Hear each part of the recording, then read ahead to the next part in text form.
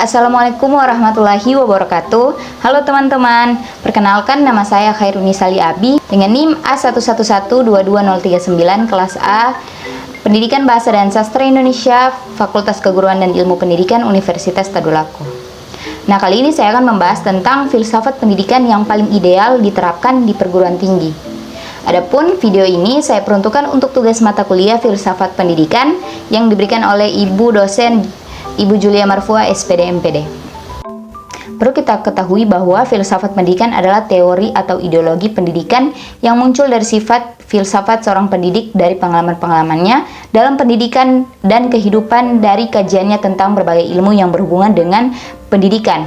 Dan berdasar itu, pendidik dapat mengetahui berkembangnya sekolah. Nah, menurut saya yang paling ideal penerapannya di perguruan tinggi adalah filsafat pendidikan progresivisme daripada filsafat aliran lain. Nah, mengenal konsep dari aliran progresivisme. Secara bahasa dan istilah, progresivisme berasal dari kata progresif yang artinya bergerak maju.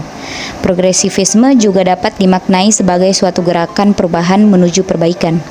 Progresivisme sering dikaitkan dengan kata progres, yaitu kemajuan. Artinya, progresivisme merupakan suatu aliran filsafat yang menghendaki suatu kemajuan yang akan membawa sebuah perubahan. Pendapat lain menyebutkan bahwa progresivisme adalah sebuah aliran yang menginginkan perubahan secara cepat. Muhmidayeli 2011 halaman 15 dalam Siti Mustakfiro 2020. Pelopor aliran ini adalah John Dewey. Selanjutnya, progresivisme adalah suatu aliran dalam filsafat pendidikan yang menghendaki adanya perubahan pada diri peserta didik menjadi pribadi yang tangguh dan mampu menghadapi persoalan serta dapat menyesuaikan dengan kehidupan sosial di masyarakat. Progresivisme sangat menghendaki adanya pemecahan masalah dalam proses pendidikan. Bagi progresivisme, segala sesuatu itu dipandang ke depan. Semua yang ada di belakang hanya merupakan catatan-catatan yang berguna untuk dipelajari dan saat dibutuhkan dapat ditampilkan kembali pada zaman sekarang. Dengan demikian, manusia dipandang sebagai makhluk yang dinamis dan kreatif. Manusia juga dipandang sebagai makhluk yang memiliki kebebasan. Semua itu penting demi kemajuan yang diperlukan oleh manusia itu sendiri. Nah, ada pula proses belajar dalam pandangan progresivisme ini. Pandangan progresivisme mengenai belajar bertumpu pada pandangan mengenai peserta didik sebagai makhluk yang memiliki kelebihan dibandingkan dengan makhluk lainnya. Kecerdasan peserta didik perlu difungsikan secara aktif dalam mengambil bagian dalam kajian-kajian yang ada dan terjadi di lingkungan sekitarnya. Peserta didik diharapkan dapat menghayati kehidupan melalui proses belajar yang edukatif.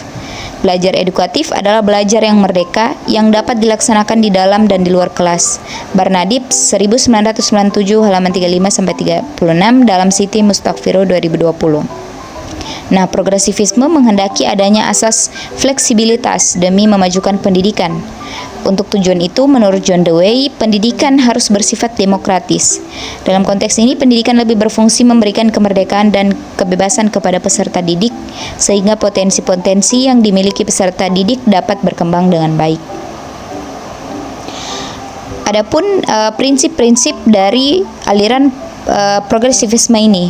Prinsip-prinsip aliran pendidikan progresivisme dapat dirumuskan sebagai berikut. Yang pertama itu, anak atau peserta didik harus bebas dan berkembang secara natural. Yang kedua, pengalaman langsung adalah rangsangan terbaik dalam pembelajaran. Yang ketiga, guru harus bisa memandu dan menjadi fasilitator yang baik. Keempat, lembaga pendidikan harus menjadi laboratorium pendidikan untuk perubahan peserta didik. Dan yang terakhir, aktivitas di lembaga pendidikan dan di rumah harus dapat dikoperasikan. Alasannya realitas kemajuan zaman sehingga timbulnya modernisasi serta demokratisasi pada bidang pendidikan tinggi. Bentuk pembelajarannya yang beragam tentu menjadi peluang dalam mengoptimalkan minat dan bakat mahasiswa, sehingga menjadi modal akademik dan sosialnya untuk berkarir kelak nanti. Karena filsafat pendidikan progresivisme ini pada praktiknya melibatkan berbagai pihak serta mengutamakan adanya kemerdekaan atau keleluasan dalam pendidikan dan pembelajaran guna mencapai orientasinya. Nah, Adapun kelebihan dan kekurangan dari filsafat progresivisme ini. Yang pertama yaitu kelebihan filsafat pendidikan progresivisme. Pertama, siswa diberi kebebasan untuk mengembangkan bakat dan kemampuannya. Yang kedua, siswa diberi kebebasan untuk mengemukakan pendapatnya. Dan ketiga, siswa belajar untuk mencari tahu sendiri jawaban dari masalah atau pertanyaan yang timbul di awal pembelajaran dengan mendapatkan sendiri jawaban itu. Siswa pasti akan lebih mengingat materi yang sedang dipelajari, membentuk output yang dihasilkan dari pendidikan di sekolah, memiliki keahlian dan kecakapan yang langsung dapat diterapkan di masyarakat luas. Nah, ada pula kekurangan dari filsafat pendidikan progresivisme ini. Yang pertama yaitu mengabaikan kurikulum yang telah ditentukan yang menjadi tradisi sekolah. Yang kedua, mengurangi bimbingan dan pengaruh guru.